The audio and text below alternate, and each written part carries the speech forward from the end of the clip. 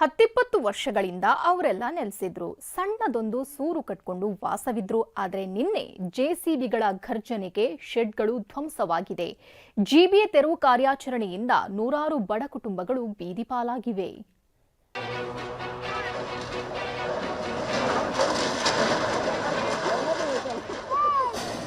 ನೂರೈವತ್ತಕ್ಕೂ ಹೆಚ್ಚು ಮನೆಗಳನ್ನು ಧ್ವಂಸ ಮಾಡಿದ್ದು.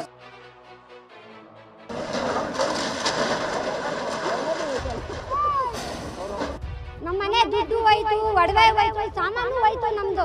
ನಾವ್ ಎಲ್ಲಿ ಹೋಗ್ಬೇಕು, ಇವಾಗ ಎಲ್ಲಿ ಬದುಕಬೇಕು? ಚಿಕ್ಕ ಚಿಕ್ಕ ಮಕ್ಕಳು, ಪ್ರೆಗ್ನೆಂಟ್.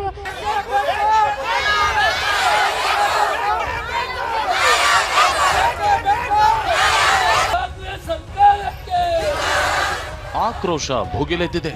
ಧಿಕ್ಕಾರದ ಕೂಗು ಮೊಳಗುತ್ತಿದೆ.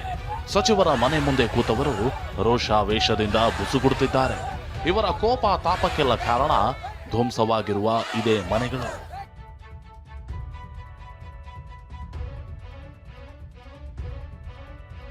ಕೋಗಿಲು ಬಂಡೆ ಬಳಿ ತೆರವು ಕಾರ್ಯಾಚರಣೆ.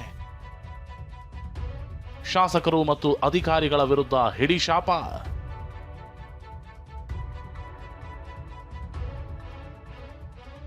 ಹೌದು, ಬೆಂಗಳೂರು ಉತ್ತರ ನಗರ ಪಾಲಿಕೆ ವ್ಯಾಪ್ತಿಯ ಕೋಗಿಲು ಬಂಡೆ ಬಳಿ ನಿನ್ನೆ ಜೆಸಿಬಿಗಳು ಘರ್ಜಿಸಿದ್ವು.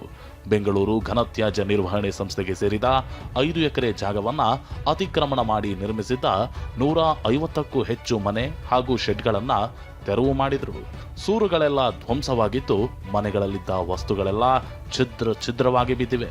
ಕೂಲಿ ಕಾರ್ಮಿಕರು, ಭಿಕ್ಷುಕರು ವಾಸವಿದ್ದ ಜಾಗದಲ್ಲಿ ಸ್ಮಶಾನ ಮೌನ ಆವರಿಸಿದೆ. ಮಾನವೀಯತೆ ತೋರದೆ ಹೀಗೆ ಬೀದಿಗೆ ತಳ್ಳಿದ್ದಕ್ಕೆ ನಿವಾಸಿಗಳು ಕಿಡಿಕಾರುತ್ತಿದ್ದಾರೆ. 150ಕ್ಕೂ ಹೆಚ್ಚು ಮನೆಗಳನ್ನು ಧ್ವಂಸ ಮಾಡಿದ್ರು. ಸದ್ಯಕ್ಕೆ ನಾನು ಅದೇ ಸ್ಥಳದಲ್ಲಿದ್ದೀನಿ. ಇವತ್ತು ಆ ಒಂದು ಪ್ರದೇಶ ಸ್ಮಶಾನ ಮೌನದ ರೀತಿಯಲ್ಲಿ ಭಾಸವಾಗ್ತದೆ. ಯಾಕಂದರೆ ಏನು ಮನೆಗಳನ್ನು ಏಕಾಏಕಿ ಬಂದು ಧ್ವಂಸ ಮಾಡಿ ಹೋದ್ರು. ಒಂದು ಶೆಡ್ಗಳಿದ್ವು, ಒಂದಷ್ಟು ಮನೆಗಳಿದ್ವು. ನಮ್ಮ ಮನೆ ದುಡ್ಡು ಹೋಯ್ತು, ಒಡವೆ ಹೋಯ್ತು, ಸಾಮಾನು ಹೋಯ್ತು ನಮ್ದು. ನಾವ್ ಎಲ್ಲಿ ಹೋಗ್ಬೇಕು, ಇವಾಗ ಎಲ್ಲಿ ಬದುಕಬೇಕು? ಚಿಕ್ಕ ಚಿಕ್ಕ ಮಕ್ಕಳು, ಪ್ರೆಗ್ನೆಂಟ್ ಎಲ್ಲರೂ ಇದ್ದಾರೆ.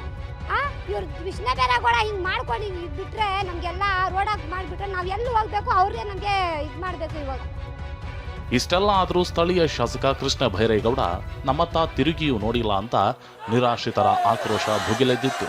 ಸಹಕಾರ ನಗರದಲ್ಲಿರುವ ಶಾಸಕರ ಮನೆಗೆ ನೂರಾರು ಸಂಖ್ಯೆಯಲ್ಲಿ ಬಂದ ನಿರಾಶ್ರಿತರು ಮುತ್ತಿಗೆ ಹಾಕಲು ಯತ್ನಿಸಿದ್ರು.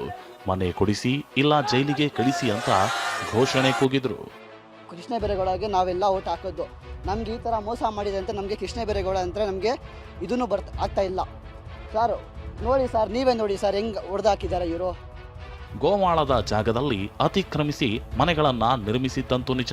ಆದ್ರೀಗ ಏಕಾಏಕಿ ಮನೆಗಳನ್ನ ಕೆಡವಿ ಬಡವರು, ಕೂಲಿ ಕಾರ್ಮಿಕರನ್ನ ಈ ರೀತಿ ಬೀದಿಗೆ ತಳ್ಳಿರೋದು ಆಕ್ರೋಶ ಹುಟ್ಟು ಹಾಕ್ಸಿದೆ. ಇದ್ದೊಂದು ಸೂರು ಕಳೆದುಕೊಂಡು ಬೀದಿಗೆ ಬಿದ್ದವರಿಗೆ ಯಾವ ರೀತಿ ನೆರವು ಸಿಗುತ್ತೋ ನೋಡಬೇಕು. ಲಕ್ಷ್ಮೀ ನರಸಿಂಹ, TV9 ಬೆಂಗಳೂರು.